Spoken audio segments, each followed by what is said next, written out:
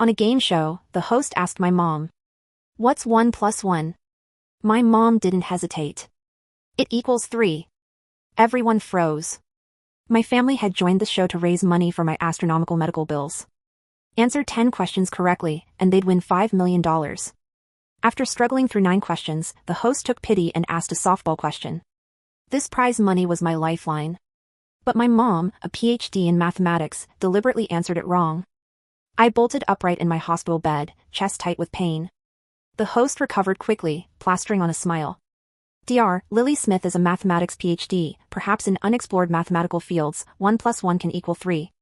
However, the question I just asked is very simple, you only need to think like a first grader. But my mom blinked and said firmly, 1 plus 1 equals 3. The host's expression darkened. My brother held up 2 fingers, waving them frantically in front of Mom's face. Mom. Just answer one more question correctly and we can get the prize money for Chloe's surgery. This isn't the time for jokes. Dad was sweating bullets too. Honey, did you mishear the question? Or did you misspeak? But no matter how Dad and my brother pleaded, Mom stuck to her answer, 1 plus 1 equals 3. The audience exploded. Is this mother insane? This has to be scripted. What mother would want her own child to die? Each question had a 10-minute time limit. As the countdown neared its end, I begged the doctor to help me video call the show. The production team connected immediately. My pale, weak face appeared on the big screen. The crowd gasped in sympathy, the host's eyes reddened with emotion. At 16, I'd been diagnosed with a malignant heart tumor and was in critical condition every moment. The only hope for my survival was this prize money. The host was frantic. There are only 3 minutes left on the countdown. If you answer incorrectly, all your family's efforts will be wasted. To qualify for this show, my whole family had stayed up for 3 months memorizing the question bank. They barely made it through 9 questions, and now Mom was spouting nonsense on the 10th. I spoke carefully. Mom, the prize is $5 million, my treatment only costs $3 million. I won't take a penny of what's left. And when I recover, I'll work hard and give you every paycheck to show my gratitude. The crowd murmured sympathetically. Mom's eyes welled up too. With 10 seconds left on the countdown, Mom raised her hand to indicate she wanted to change her answer. I finally breathed a sigh of relief. Maybe Mom had just been joking with everyone. I'm sorry, I misspoke earlier. 1 plus 1 should equal. I held my breath. Mom surveyed the room, then suddenly smiled. 1 plus 1 equals 1. The countdown ended. The $5 million on the screen instantly disappeared. Then Mom said leisurely, "Sorry, I was careless and said it wrong. 1 plus 1 should equal 2. But the countdown had ended, my surgery funds were gone. Sharp pain shot through my chest, I nearly blacked out from the agony. My brother lost control, shouting, Mom! What are you doing? Chloe's going to die. Mom just calmly pointed at the screen. Look, isn't Chloe suffering? You know she's suffering and you deliberately answered wrong? My brother's eyes were bloodshot. You knew perfectly well that if you answered correctly, she could live. This is all your fault. Mom suddenly raised her voice. My fault? I didn't do it on purpose. Of course I know 1 plus 1 equals 2, but I was just careless. Careless? My eyes widened in shock. How could anyone carelessly answer 1 plus 1 wrong?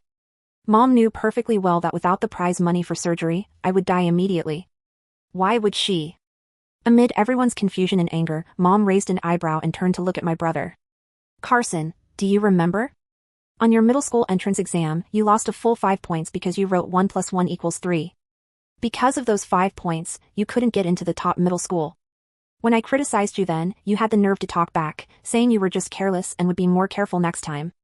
Today I'm showing you exactly what kind of consequences a moment of carelessness can cause. Mom pointed at the big screen. Take a good look and remember what Chloe looks like right now, covered in sweat from pain. This is the consequence of carelessness. Today I'm using your sister's suffering to teach you a lesson. Everyone exploded. I stared in disbelief. My brother was already a college junior. Mom was still holding a grudge about his middle school entrance exam. Dad was furious. Do you realize Chloe's about to die? If you wanted to teach Carson a lesson, couldn't you have picked another time? Mom muttered impatiently. Doctors always exaggerate, Chloe's so young, she can definitely hold on longer than other people. Carson's careless habits should have been corrected long ago. Gentle methods don't work, so I'm giving him a lesson he'll remember in his bones. I could barely breathe. The nurse gripped my hands tightly, her eyes full of pity. Dad roared that he'd fight Mom to the death. Mom raised her hand to block him. What's the rush? Doesn't the show have one more bonus round? If we answer the next question correctly, we won't get 5 million, but we can still get 3 million. That's enough for Chloe's surgery. With the host's intervention, Dad and my brother finally calmed down. Mom looked at the big screen, her gaze tender. Chloe, hang in there a little longer. Mom just wanted to take this opportunity to teach your brother a lesson. I promise I'll answer the next question correctly. I bit my lip hard, forcing back tears. Mom, I know you love me, but for the next question can Dad or Carson answer instead? Mom's expression froze. Dad and my brother were afraid Mom would pull another stunt and strongly supported my suggestion. But unfortunately, during the earlier rounds, they'd already used up their chances to answer. So Mom had to go up again. This last question determined whether I lived or died. The studio fell silent. The host was sweating as he frantically searched the question bank, finally selecting the simplest possible question. Miss Lily Smith, what's your birthday? I relaxed, looking at the host with gratitude. Mom hit the answer button without hesitation. But said, Host, I'd like to use my lifeline, phone a friend. The room erupted. How could someone not remember their own birthday? A wave of panic hit me. Since I got sick, Mom had been getting more and more gray hair. I'd heard that middle-aged people under prolonged mental stress could easily develop dementia. Had Mom's condition already deteriorated this badly? Tears blurred my vision. My hands trembled. Mom chose Dad as her lifeline. Dad looked helpless. Your birthday is January 8th. Mom nodded and pressed the answer button again. But was suddenly stopped by my anxious brother. Mom, did you hear clearly? What date is it exactly? Repeat it. At my brother's insistence, Mom repeated January 8th 3 times before being allowed to press the answer button. But Mom still didn't speak. Seeing Mom's nervousness, I endured the sharp pain in my heart and tried to comfort her. Don't be afraid, Mom, just answer this one question and it'll all be over. Mom smiled at me.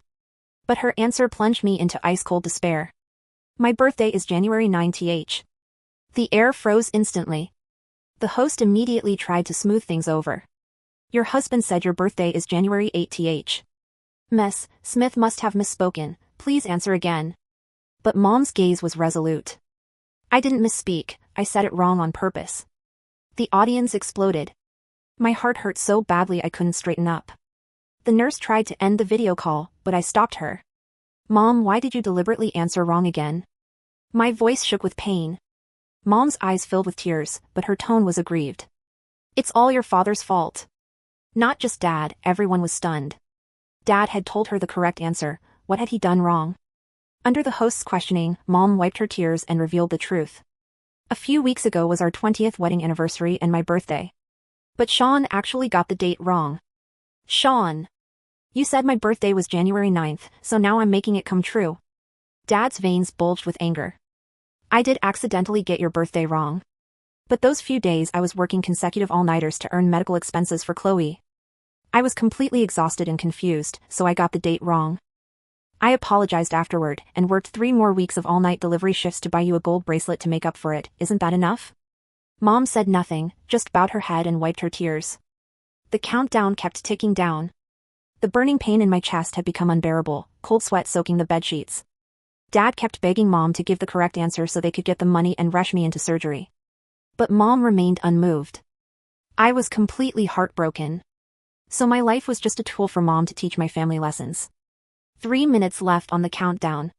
Using all my strength, I personally ended the live stream. The doctors and nurses in the room all had red eyes. My voice was barely a whisper, but utterly determined. Doctor, I want to sign an organ donation agreement. Also, after I die, I want my mom to witness the entire organ removal process. Mom, don't you love teaching people lessons? Then today, I'll teach you one too. The second I finished signing, excruciating pain engulfed my entire body. Everything went black. In the last second before I lost consciousness, I heard Mom roaring on the show. What are you all panicking about? Chloe's illness isn't new, how could she suddenly die just like that? Dad was forced to his knees before Mom in front of a national audience, begging forgiveness and promising never to forget another important date. Mom finally gave the correct answer in the last second before the countdown ended. But it was already too late. In the emergency room, doctors frantically pressed on my chest. But my heartbeat grew weaker and weaker. The attending physician shouted, "We need to operate now." But the prize money hadn't arrived yet, my account only had a few $100s, hospital policy only allowed standard emergency care. As consciousness faded, I seemed to see Mom. "Mom, you knew I could die any second, why did you keep deliberately answering wrong and wasting time? Mom, don't you love me?" The doctor's CPR grew more forceful. I could almost hear my ribs cracking. "Mom, I really can't hold on much longer. If you could just come see me one last time, I wouldn't blame you." But I waited and waited. Shot after shot of epinephrine was injected into my veins, yet my breathing still gradually weakened. The monitor beeped. "Hospital policy, no money, no surgery." The doctor called the production team furiously. Didn't they answer correctly? Why hasn't the prize money arrived? But the production team was helpless too. We wanted to transfer the money directly to the hospital account, but her mother insisted on cash. They're probably rushing to the hospital with the cash now. The breath I'd been barely holding on to finally gave out. My heart monitor flatlined. Then I heard my family arguing. "Chloe's hanging by a thread, why did you insist on cash?" Mom said self-righteously. 3 years ago, you got scammed out of $200 online. Online payments are so dangerous, and you still haven't learned? Cash is safest, today I'm teaching you a good lesson. Dad was frantic, rushing forward. Fine. Cash is safe. But what about Chloe? Every second she waits puts her in more danger. Mom said reluctantly. Stop talking. If Chloe's in danger, it's because you cursed her. She was fine this morning, how could something happen this afternoon? In the emergency room, the doctor was pulling a white sheet over my face. Oblivious, Mom pushed open my hospital room door. Chloe! Mom brought the money. The silence in the room was heavier than the bag of cash in Mom's hand. I was floating now, or something like it, tethered to the corner of the ceiling, looking down at the shell that used to be me. The white sheet was already pulled up, covering the face that had been contorted in pain just moments ago. Mom stood in the doorway, her chest heaving, her face flushed with the adrenaline of her victory. She held the black duffel bag like a trophy. Chloe! Mom brought the money, she repeated, her voice shrill, cutting through the thick air of the room. See? I told you, cash is safer, no transaction fees, no frozen accounts. I taught your father a lesson, and now everything is fine. She took a step forward. Chloe? Why is she covered? Is she sleeping? Dad and Carson were behind her. They froze. Dad's knees hit the floor first. It was a wet, heavy thud. He didn't scream. He just let out a sound like a dying engine, a low, broken rattle. Carson stared at the bed. His face went gray. The doctor, Dr. Eris, who had fought so hard to crack my ribs and restart my heart, turned slowly. He peeled off his latex gloves. The snap of the rubber sounded like a gunshot. Miss Smith, Dr. Eris said. His voice wasn't angry, it was hollow. Please step out. Step out? I have the money. Mom unzipped the bag, bundles of cash, stacks of hundreds, spilled out onto the sterile hospital floor. 3 million, count it, start the surgery. I know she's just in a coma or shock. She's strong, I raised her to be strong. She is dead, Ms. Smith. The words hung there, simple, mathematical. Mom blinked, she looked at the money, then at the bed. A nervous, crooked smile crept onto her face. Don't be ridiculous, this is a teaching hospital, not a morgue. Is this part of the lesson? Are you and Chloe trying to scare me back? Okay, Chloe. You win. Mom was wrong to delay. I learned. Now wake up. She rushed to the bed and grabbed the white sheet. Don't touch her. Carson screamed. It was a feral sound. He lunged, tackling Mom away from the bed. They crashed into the pile of money. Paper bills fluttered around them like dead leaves. Get off me. Mom shrieked, shoving Carson. Chloe, stop playing games. Dr. Eris stepped between them. He reached into the folder at the foot of the bed. He pulled out a clipboard with a document I had signed with my last ounce of strength. The ink was barely dry.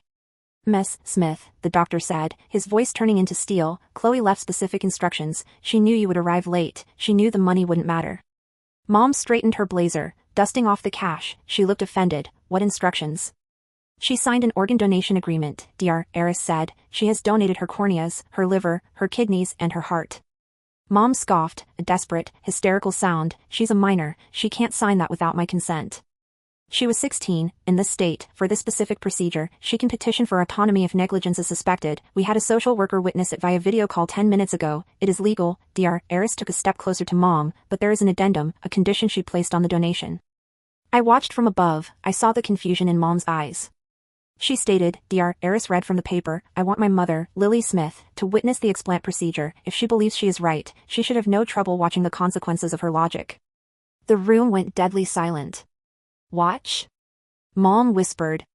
You like teaching lessons? Carson spat from the floor, tears streaming down his face. Chloe wanted to teach you one. Hospital policy usually forbade family members from entering the operating theater during harvest, but the show's producers were involved, lawyers were on the phone, and the waiver I signed was ironclad. Dr. Eris, fueled by a righteous fury, pushed it through the ethics board in record time. They scrubbed Mom in. She looked absurd in the blue surgical gown. She was trembling, but her chin was still held high. She was muttering to herself, a mantra of madness. It's a trick. They'll cut her open and find she's alive. They'll see. I'm right. I'm always right.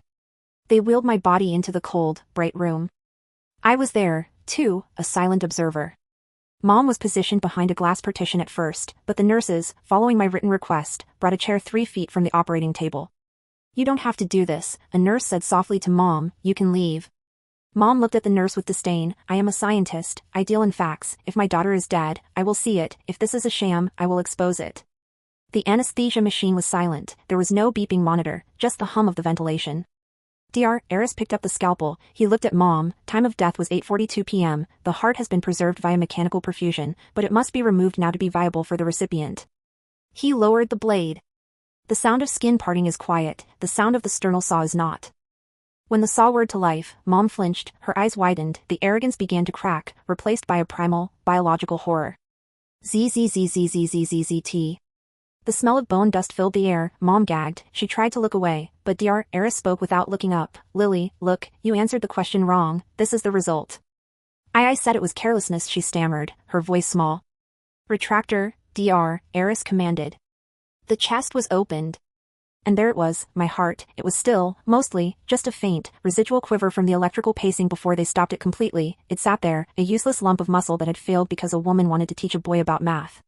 Mom stood up. Her legs were shaking so violently the chair rattled against the floor. It's not beating, she whispered.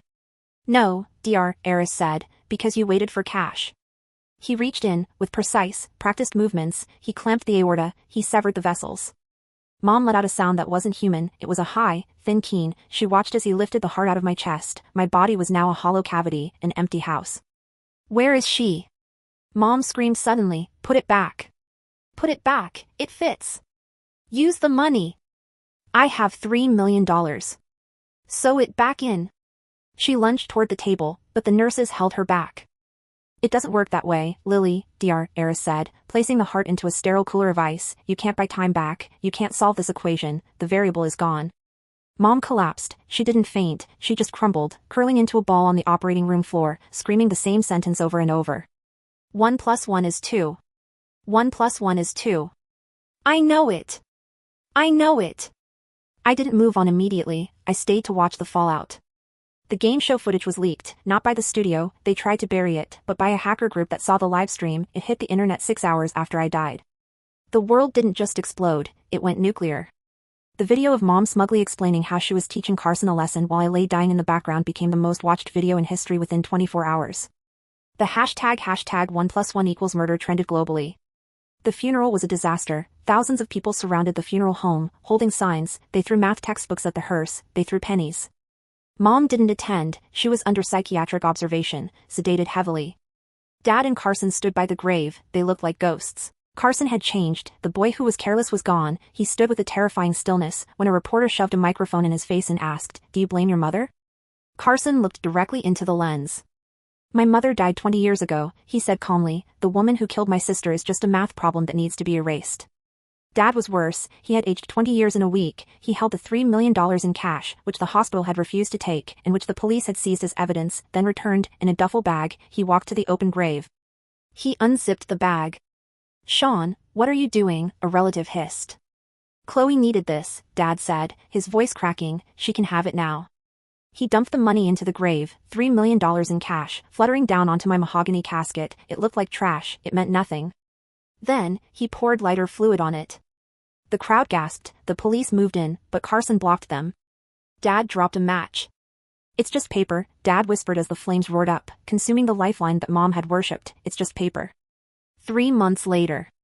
Mom was released. She wasn't charged with murder. The law was tricky on stupidity and delay versus direct action, but she was charged with child endangerment and criminal negligence. She was out on bail, awaiting trial. She lost her job at the university, her tenure was revoked, the dean sent a letter stating that her pedagogical methods were incompatible with human decency. She came home to an empty house. Dad had moved out, he filed for divorce and took a job in a different state, driving trucks. He didn't want to think, he just wanted to drive. Carson was gone, too. He dropped out of college. He didn't tell Mom where he went. I watched Mom walk through the silent house. She looked thin, her hair, once dyed a perfect black, was streaked with white. She sat at the kitchen table, the silence was deafening. "Sean?" she called out. "Carson?" No answer. She saw a notebook on the table. It was Carson's old middle school math notebook, the one she had beaten him over, the one where he missed the question. She opened it. On the page, in red marker, someone, Carson, before he left, had written a new equation. Lily plus arrogance equals 0. Mom stared at it, she trembled, she went to the fridge to get water, but the water was cut off, she hadn't paid the bills, she had the money in the bank accounts from the show, the remaining $2 million from the consolation prize that was eventually wired, but she couldn't figure out how to access it online, she had forgotten the passwords. "I need to go to the bank," she muttered, "in person, it's safer." She walked out of the house.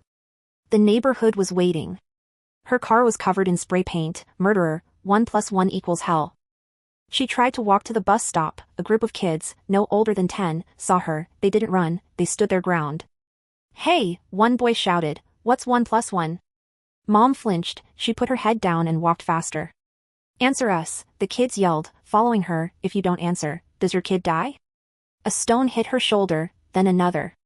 She ran back into the house and locked the door. She slid down against the wood, covering her ears.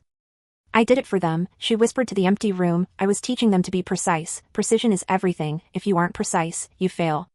"You failed, Mom," I whispered. I don't know if she heard me. A year passed. I was fading now, my tether to the world was unraveling, but there was one last thing I had to see. Mom had refused to plead guilty. She insisted on a trial. She wanted to prove to the world that her logic was sound, that the hospital was at fault, that the game show host pressured her. She represented herself. She claimed no lawyer was smart enough to understand her. The courtroom was packed. Carson was there, sitting in the back row. He looked older, harder. He wore a mechanic's uniform. Mom stood up to give her closing statement. She looked manic. She had brought a whiteboard into the courtroom. "Ladies and gentlemen of the jury," she began, uncapping a marker, "you are emotional. You are thinking with your hearts, not your brains. Let me show you the probability distribution of Chloe's survival." She started writing frantic equations on the board. The survival rate was 20%, the surgery cost $3 million, the prize was $5 million. If I answered early, the stress might have triggered a cardiac event in the host, canceling the show. Therefore, delaying was the optimal strategy for maximizing expected value. She turned to the jury, her eyes wide and wild. "It's math. It's just math. You can't put someone in jail for doing the math correctly." The judge looked tired. "Ms. Smith, sit down." "No. Ask me a question." Mom shouted, "Ask me anything. I'll show you I'm sharp. I'm not crazy." She pointed at the prosecutor. "You. Ask me." The prosecutor, a young woman who looked vaguely like me, stood up slowly. She held up a photo. It was a picture of my body on the autopsy table. "I don't have a math question, Ms. Smith," the prosecutor said. "I have a simple one. What is the value of your daughter's life?" Mom froze. The marker hovered over the whiteboard. "Value?" Mom blinked. "Well, economically, the lifetime earning potential of a 16-year-old female is approximately." The courtroom erupted in gasps. Even the judge looked away in disgust.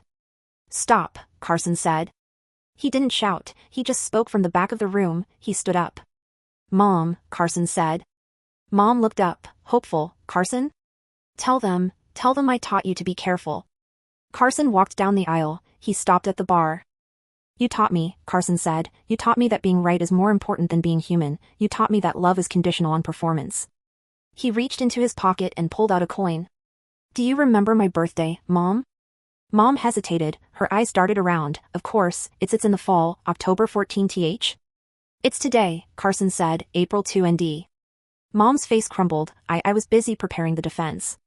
"One last question," Carson said. "If you are alone in a room and you have $5 million, but no one to hold your hand, how many people are in the room?"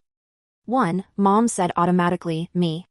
Wrong, Carson said, 0, because you aren't a person anymore, you're just a calculator that broke. He turned and walked out. Carson! Wait! I can calculate the error margin. Mom screamed. The gavel banged. Guilty. Mom was sentenced to 15 years for criminal negligence and manslaughter. Prison was hard for her, but not for the reasons you'd think. She didn't mind the isolation, she minded the lack of intellectual stimulation. She spent her days writing on the walls of her cell with a piece of chalk she stole from the recreation room. I visited her one last time before I let go. She was gray, old, and withered. She sat on her cot, staring at the concrete wall covered in numbers. She was trying to solve the equation, the one where she answers correctly, gets the money, and I live. She was running the simulation over and over in her head. If I answered at 9 minutes, Chloe lives, happiness factor, 80. If I answered at 9 minutes 30 seconds, Chloe lives, prize money plus bonus, 100. Where was the error? She muttered. Where was the variable I missed? She looked up, and for a second, her eyes met the empty space where I stood. Chloe, she whispered. I didn't answer, I couldn't. I didn't mean it, she said, tears finally leaking from her dry ducts. I just wanted you to be perfect. I wanted us to be the best. I wanted to win. She reached out a hand. What is 1 plus 1, Chloe? She begged. Tell me the answer, please. I don't know anymore. I leaned in close, a whisper in her ear that she would feel as a cold draft. 1 plus 1 equals 2, Mom, but you are just 1, and I am 0, and you can never add us together again. I faded away then, the hospital, the pain, the money, the anger, it all dissolved into light. Mom was left in the dark, holding her piece of chalk. She raised her hand to the wall and wrote. 1 plus 1 equals. She stared at it, her hand trembled, she couldn't finish it, she erased it and wrote it again. 1 plus 1 equals. She sat there as the lights went out for the night, trapped in the infinite loop of a question she could no longer answer, in a darkness she had calculated for herself, down to the very last decimal point.